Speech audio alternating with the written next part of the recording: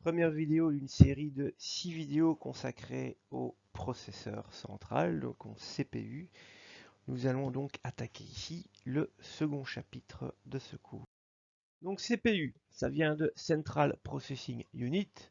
En français, des fois on utilise le terme UCT pour unité centrale de traitement, mais bon, on rencontre pas ça souvent. Le terme processeur, c'est très bien, ou CPU. Comme vous le savez, donc c'est un peu le cerveau de l'ordinateur. Et donc cette pièce est responsable de faire la grande majorité des calculs dans le système informatique. Mais en plus, à côté de ça, d'également orchestrer éventuellement des déplacements de données d'un périphérique A vers un périphérique B. Alors, à l'intérieur d'un processeur, qu'est-ce qu'on retrouve? Principalement les transistors. Donc ça, c'est le gros morceau. Ces transistors, c'est ce qui va effectuer les différents calculs.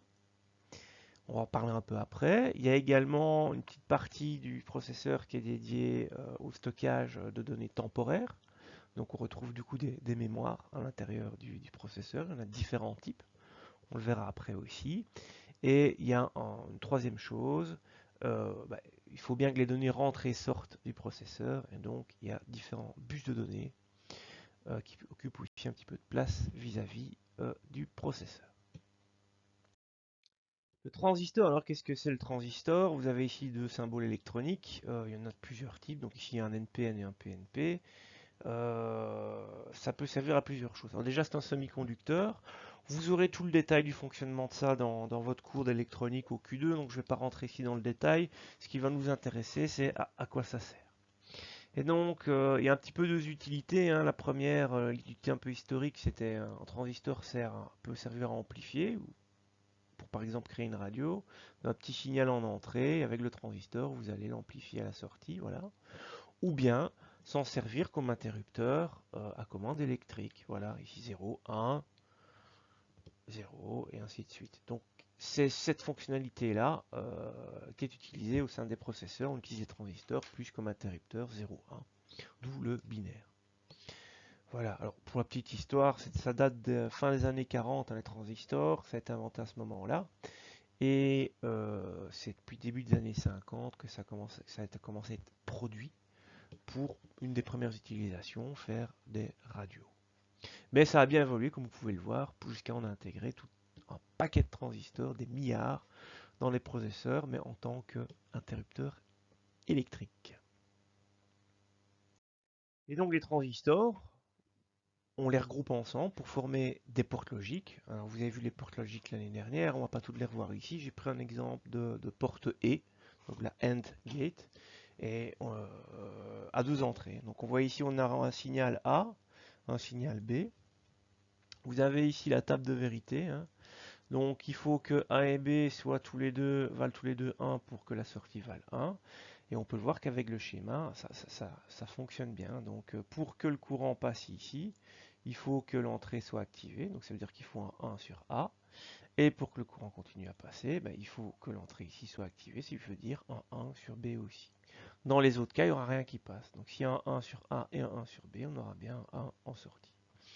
Donc vous voyez qu'avec des transistors, on peut faire un circuit logique. Et avec des circuits logiques, on peut faire des calculs. Par exemple, vous avez ici un circuit composé de deux portes logiques. Alors vous reconnaissez ici sûrement la porte XOR et ici la porte AND. Donc voyons voir, on a deux entrées, A et B. Donc sum, ça va être un XOR. Et si on regarde le XOR, on a un nombre, on a un 1 en sortie, qu'on a un nombre impair de 1 en entrée. Donc sur ces deux lignes-ci, il y a un nombre impair de 1 en entrée, donc la sortie vaut 1. Et dans les autres cas, c'est 0.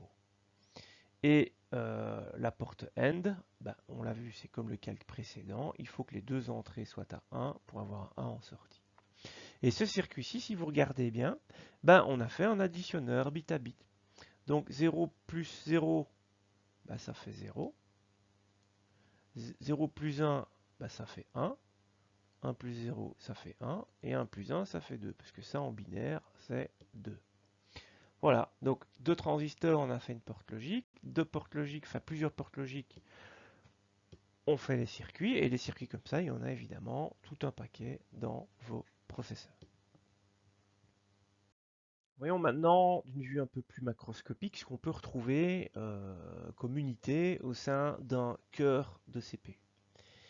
Et donc, l'une des unités principales qu'on retrouve dans un cœur de CPU, un cœur de processeur, c'est l'unité de contrôle.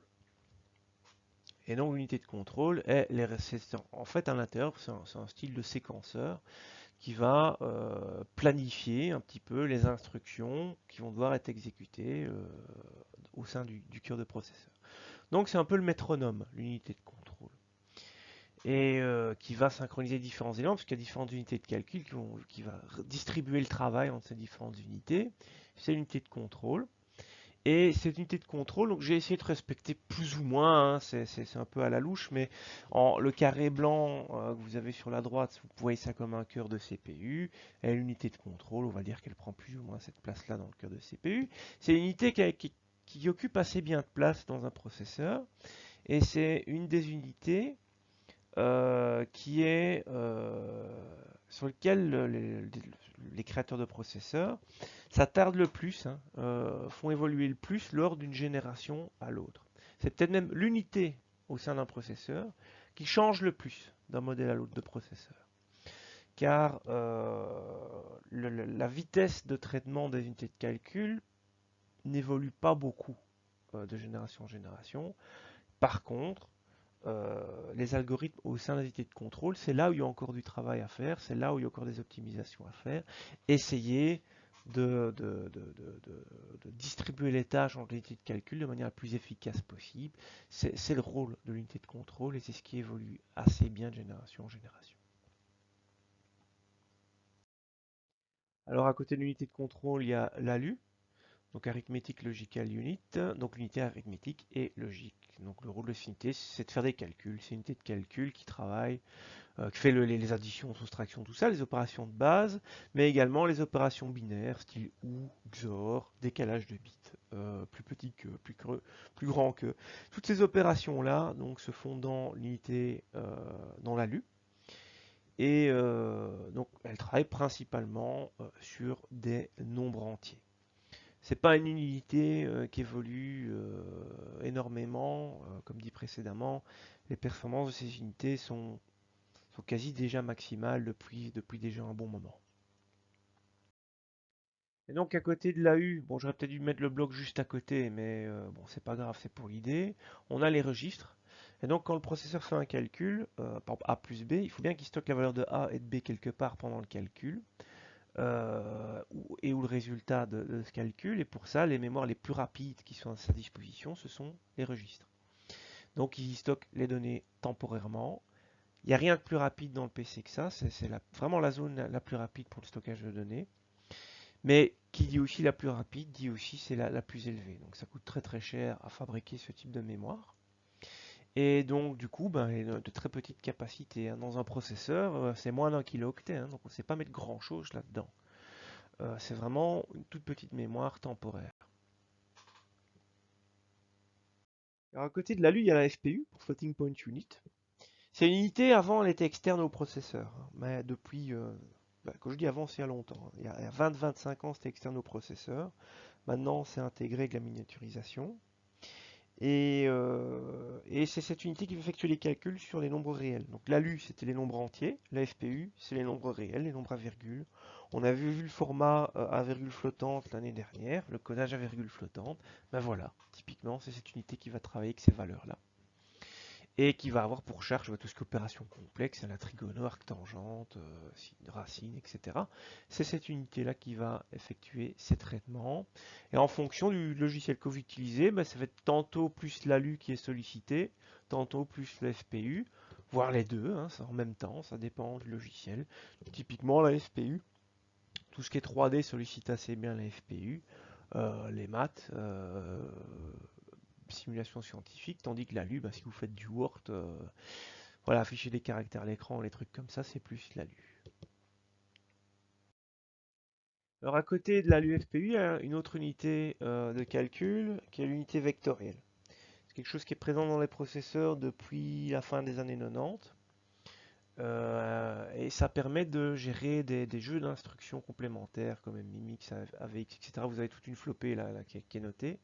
En fait, par là, qu'est-ce que je veux dire? C'est que votre processeur comprend le langage machine, bah, typiquement en ordinateur x86 64 664 bits, ou votre téléphone, le jeu d'instruction ARM. Et donc ça, c'est le langage de base. Et puis, à côté de ce langage de base que le processeur comprend, il y a des instructions additionnelles qui ne font pas partie du langage courant, donc un petit dialecte additionnel qui lui est spécifique à sa génération, qui permet d'accélérer certains traitements, traductions, au lieu d'envoyer les calculs ici, de les envoyer dans cette unité-là qui va les faire plus rapidement. Comme exemple, ben, souvent ces unités permettent enfin, à l'intérieur de ces unités, des unités de calcul qui permettent de traiter plusieurs données en même temps, d'où le terme vectoriel. Donc si vous avez quelque chose à faire, du style vous avez un vecteur de données, je sais pas moi, j'écris quelque chose comme ça, je fais n'importe quoi, pop, pop, pop, pom, voilà, vous avez 4 valeurs ici dans un vecteur, et vous devez faire une opération de tout multiplier par 2. Mais s'il n'y avait pas l'unité vectorielle, vous devriez faire ça pour chaque valeur. 2 fois 2, ça fait autant, 2 fois 3, ça fait autant, ainsi de suite. Tandis que si vous avez ces jeux d'instructions-là, vous pouvez envoyer ça dans l'unité vectorielle et en une seule opération, va effectuer le x2 sur toutes les valeurs. C'est ça l'idée. C'est l'idée de l'unité vectorielle. Maintenant, voilà, comment je vais dire, il faut coder spécifiquement. Quand vous faites un programme en C par exemple, normalement vous ne l'utilisez pas. Il faut commencer à mettre du code spécifique pour ça ou des choses spécifiques dans le compilateur. Voilà. C'est pas quelque chose qui est utilisé systématiquement. Alors, on a vu qu'il y avait des registres qui permettaient de stocker les valeurs temporaires, qui étaient des petites mémoires ultra rapides, mais sa capacité est assez limitée. Du coup, il y a une autre mémoire rapide, mais de capacité plus grande, donc un petit peu plus lente que les registres, qui est la mémoire cache. Et ici, c'est la mémoire cache L1 à l'intérieur du cœur, qui sert principalement à stocker les prochaines instructions exécutées. Donc l'unité de contrôle du processeur alimente ces mémoires cache, va lire dans ces mémoires cache, et stocke donc les instructions exécutées dans ces mémoires. Et c'est une mémoire extrêmement rapide, mais juste un peu plus lente que les registres. Et souvent, elle est scindée en deux parties, comme vous pouvez le voir. Donc, il y a les instructions exécutées qui se trouvent là, et sur quelles données ces instructions devront être exécutées, qui se trouvent dans un autre fragment. Typiquement, l'ordre de grandeur de ce type de mémoire, c'est par cœur, ici, sur les générations, je veux dire, conventionnelles, il y a 2 fois 32 kilooctets, donc 64 kilooctets de mémoire cache. Bah, et il y avait moins d'un kilooctet de registre. Donc vous voyez qu'il y en a quand même beaucoup plus de mémoire cache. L1, alors pourquoi L1? Parce que c'est layer 1, c'est de niveau 1. Vous allez voir qu'après, il y a plusieurs niveaux de mémoire.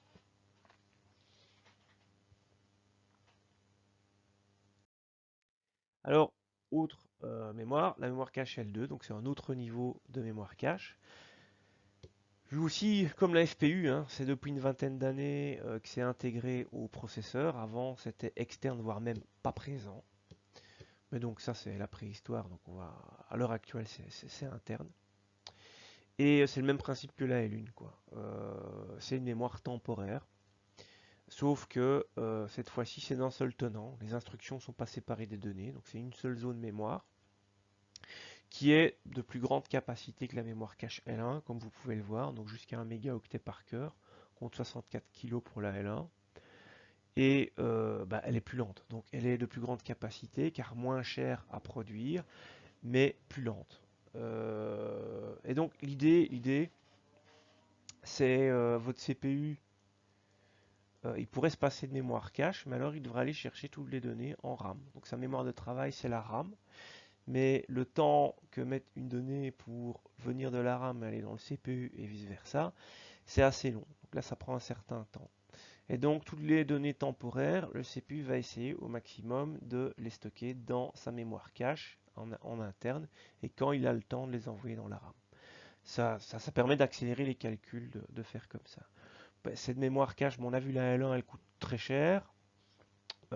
Donc elle est de petite capacité, du coup ils ont rajouté de la mémoire cache L2, beaucoup plus rapide que la RAM, un peu moins rapide que la L1, mais ça permet d'avoir certains gains en performance, et c'est l'unité de contrôle qui va gérer le remplissage de ces mémoires. Donc on en revient sur le fait que l'unité de contrôle a un impact important sur les performances, parce que si une unité de contrôle met des données inutiles dans la mémoire cache, ben, c'est comme si on n'avait pas cette mémoire cache sous la main. Dernière unité dans le cœur de processeur, c'est l'unité d'entrée-sortie. Tout simplement, cette unité gère les communications avec l'extérieur du cœur de CPU. Attention qu'ici,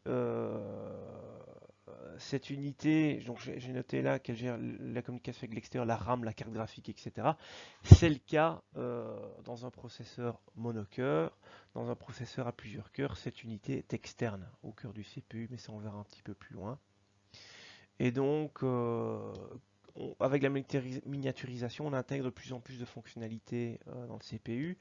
Et le CPU doit communiquer avec de plus en plus de périphériques.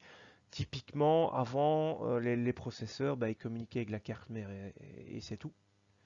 Maintenant, ils communiquent avec la RAM en direct, ils communiquent avec la carte graphique en direct, éventuellement avec le disque dur en direct. Donc ça dépend un petit peu des systèmes, mais voilà. Donc du coup, plus il y a de périphériques avec lesquels il s'est communiqué en direct, donc sans intermédiaire, plus cette unité euh, bah, occupera de l'espace vis-à-vis du processeur. Alors il y a un petit, enfin j'ai fait une petite simplification dans les explications précédentes. Avec les processeurs modernes, euh, l'ALU, je vous ai vu dans les slides présents, il y avait une ALU, une FPU dans un cœur.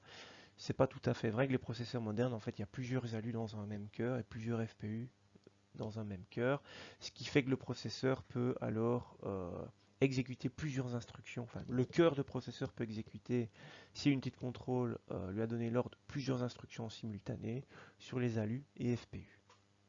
On dit alors que c'est un processeur superscalaire, c'est le terme utilisé.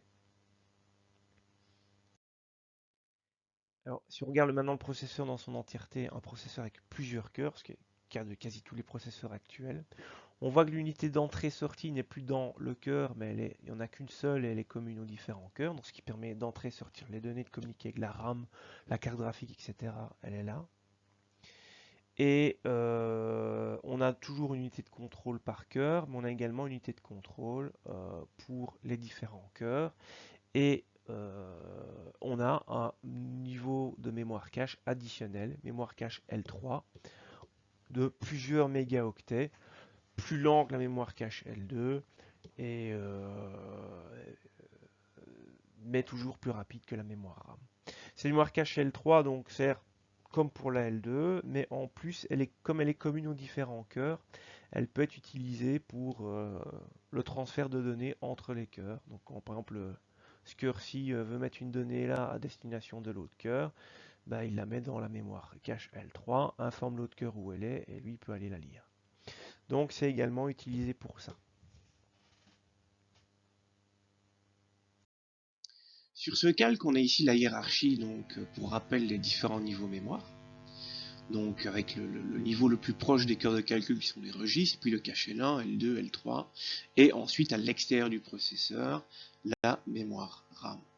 Et donc dans le petit tableau ici à droite, vous avez les latences des registres qui sont indiquées. Donc vous avez ici la latence exprimée en nanosecondes. Et donc vous voyez qu'un registre, la latence d'un registre, c'est de l'ordre de 2 centièmes de nanoseconde, donc c'est complètement négligeable. Et puis plus on descend dans la hiérarchie, on a la cache L1 avec 2 nanosecondes, la L2 avec 5, ce sont des ordres de grandeur, hein, ça varie évidemment d'une architecture à l'autre, mais voilà, ça vous permet de voir un petit peu que plus on s'éloigne des cœurs, plus ces latences sont élevées pour atteindre une latence réelle de l'ordre de 60 nanosecondes avec les barrettes de RAM. Alors on a ici sur la troisième colonne les débits. Alors il n'y a pas de débit exprimé pour les registres parce que ça n'a pas vraiment d'intérêt dans le sens où les données sont accessibles directement à côté des cœurs. Par contre, à partir du cache L1, on voit qu'on a un débit de l'ordre de 200 gigaoctets par seconde et ça diminue jusqu'à environ 40 gigaoctets par seconde pour soit 2 barrettes de RAM en DDR4, soit une de DDR5. Alors on peut pas mettre que des registres évidemment, parce que les registres ça coûte super cher à produire, et plus on descend dans la hiérarchie, ben moins ça coûte cher par octet. Voilà, alors pourquoi on ne pourrait pas se contenter que de barrettes de RAM, parce que qu'est-ce que c'est que 60 nanosecondes? Et ben le calcul il est vite fait.